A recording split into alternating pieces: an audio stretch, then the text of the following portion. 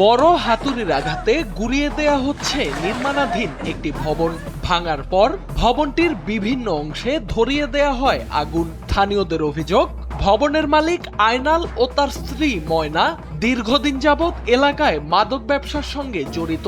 বারবার সতর্ক করার পরও মাদক ব্যবসা বন্ধ না করায় ক্ষুব্ধ হয়ে এই পদক্ষেপ নেয় এলাকাবাসী।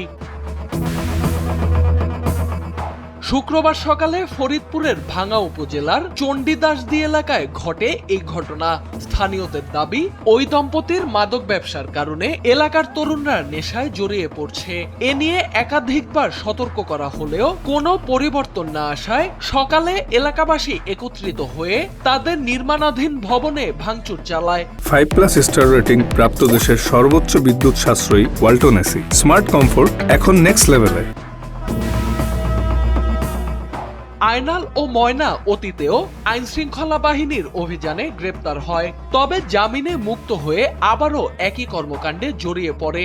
এ কারণেই এলাকাবাসীর মধ্যে দীর্ঘদিনের ক্ষোভ তৈরি হয়েছিল।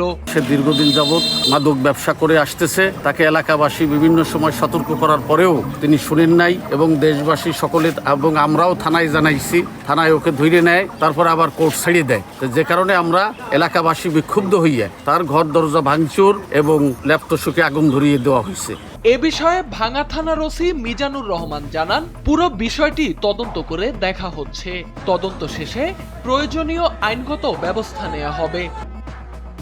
যে ইনফরমেশনটা দিলেন এটা আমার নলেজে এখনো নাই। আপনার যে ইনফরমেশন, আপনি যে তথ্য দিচ্ছেন, এই তথ্য যাচাই বাছাইয়ের জন্য আমার ওই যে সংশ্লিষ্ট বিটের অফিসারকে পাঠাচ্ছি, ঠিক আছে, খোঁজখবর নেওয়ার জন্য। তবে আয়নাল ও তার স্ত্রীর বিরুদ্ধে আনা অভিযোগের সত্যতা স্বাধীনভাবে যাচাই করা সম্ভব হয়নি।